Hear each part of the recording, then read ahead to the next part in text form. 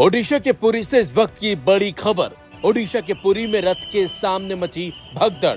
श्री गुंडिया मंदिर में रथ के सामने भगदड़। भारी भीड़ के चलते अचानक से मची भगदड़। 3 लोगों की मौत, 50 से ज्यादा घायल। जी हां, आपको बता दें, ओडिशा की धार्मिक नगरी पुरी के सरधाबली क्षेत्र में गुंडीचा मंदिर के पास आज तड़के भारी भगदड़ मचने से 3 श्रद्धालुओं की मौत हो गई, जबकि 50 से ज्यादा लोग घायल हो गए हैं। हादसा उस समय हुआ जब सैकड़ों की संख्या में श्रद्धालु भगवान जगन्नाथ के दर्शन के लिए जुटे थे।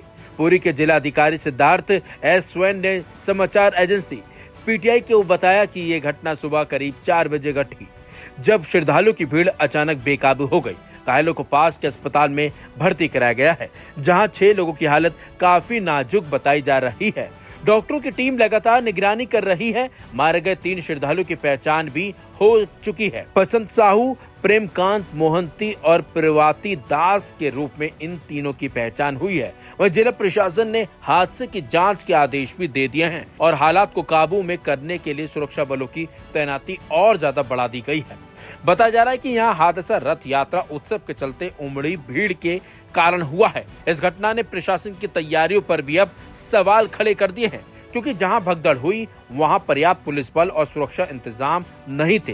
प्रत्यक्षदर्शियों ने बताया कि भीड़ को नियंत्रण करने के लिए ना तो बैरिकेडिंग थी और ना ही भीड़ प्रबंधन के विशेष उपाय किए गए थे।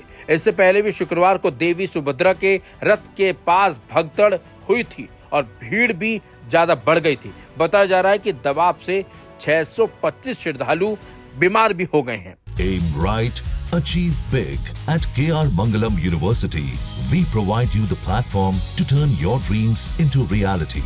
At KR Mangalam University. जिनमें से 70 को अस्पताल में भर्ती कराना पड़ा था।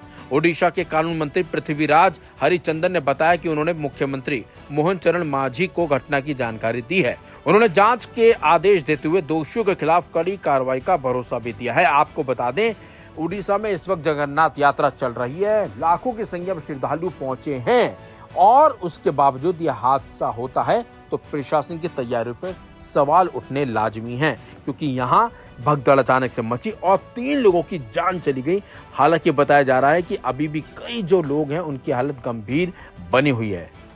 कल रात 2-3 बजे तक हम भी मंदिर के पास थे, लेकिन जो व्यवस्था थी वो व्यवस्था ठीक नहीं थी, क्योंकि जगन्नाथ रथ जी के पास माँ सुभद्रा और बलभद्र भैया के रथ है। लेकिन जो आदमी जाता है तीनों रथों का दर्शन करके यू टर्न लेता है। लेकिन इस बार प्रशासन ने वही बहुत तकलीफ नहीं अपनाया। उसने लोगों एग्जिट का द्वार बंद कर दिया था और एग्जिट के द्वार में इस बार नए तरफ से वीआईपी का एंट्री के लिए रास्ता छोड़ दिया था। इसीलिए जेन्युइन साधारण आदमी जो जगन्नाथ 3 रथ का दर्शन करके घूम के आते थे, उनको दूर रास्ते छोड़ता था एग्जिट करने के लिए। लोग सोचते थे इतने दूर क्यों चल के जाएंगे एग्जिट के लिए, उधर से ही रिटर्न करके चले थे।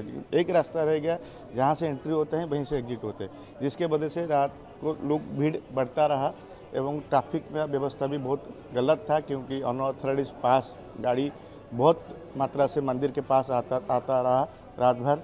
इसी तरह से भीड़ का नियंत्रण प्रशासन से ठीक से नहीं किया, पर एग्जिट मुख्य समस्या था। जो एग्जिट का पॉइंट साधारण आदमी के लिए होता था पहले, उसको बंद कर दिया। इसके वजह से देखिए, रथ यात्रा के दिन भी बहुत आदमी मरे, लेकिन जिला प्रशासन ने और राज्य सरकार ने उस मौत को बंद कर दिया। लोगों को दिखाया नहीं, प्रेस में दिखाया नहीं, इतने आदमी मरे। लेकिन उस दिन भी हमको पता है 7 आदमी रथ यात्रा में मरे थे। उसके बाद भी प्रशासन उसको घुमा के, लुचा के, छुपा के बोला कोई 0 कैजुअलिटी है, कोई आहत नहीं है। उसके बाद उनको ओवर कॉन्फिडेंस बढ़ गया। आज कितने लोगों का 3 आदमी, 2 महिला और 1 जेंट्स, 1 आदमी का मौत हो गया। बहुत दुखद है, लेकिन इसका जिम्मेदार पूरा ओडिशा का एडमिनिस्ट्रेशन है,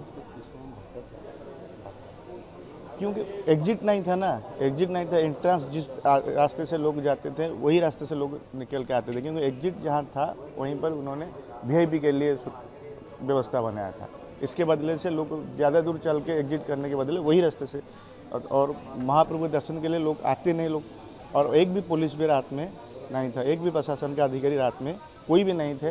सब वीआईपी का सेवा करके जो उनको वीआईपी के ट्रीटमेंट के लिए उनके रास्ते में खड़े थे, जिसके वजह से रथ के सामने ये दुर्घटना घटी। जय जगन्नाथ। मैंने तो अभी आया इधर, सुना कुछ आदमी मर गया है, दुखदायक खबर है।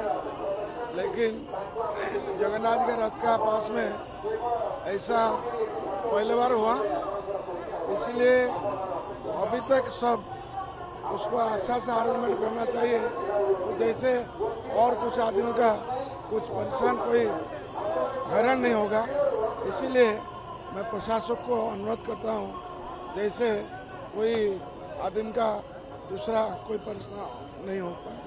The tragic death of many devotees due to the stampede at Sardha Valley. This is an unfortunate event in the history of Rath Yatra, and this government is totally callous. This government is totally lethargic. This government never takes any coercive action against the culprits.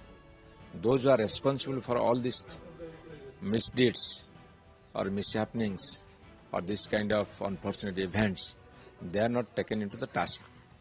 That's why we demand, whosoever he may be, if he is found guilty, they should be taken into task and they should be given punishment. Unless the miscreants, I should use the word miscreants, those who are taking it lightly, Rath Yatra, and those who are talking high things like Odiya Asmita and doing nothing. And this government is a shameless government. Every day they are hiding something. Every day they are hiding many things. Why? Because this government has no sympathy or empathy for the devotees, and they don't know how to administer. They don't know how to conduct the Rath Yatra, and this is their fault. And this kind of faults never be tolerated by the people of Odisha. Yes, we demand the resignation of the entire government, top to bottom. You know, right now they are listening to the Mann Ki Baat. When these tragic incidents occurred in Puri at Sardha Valley, and they are listening to Mann Ki Baat at the time of calamities. What a man should do, he must be present at the site. He must face the situation. This government is not doing that.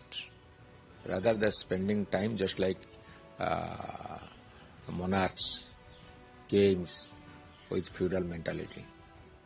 We oppose it, we condemn it. There is no words to condemn this government.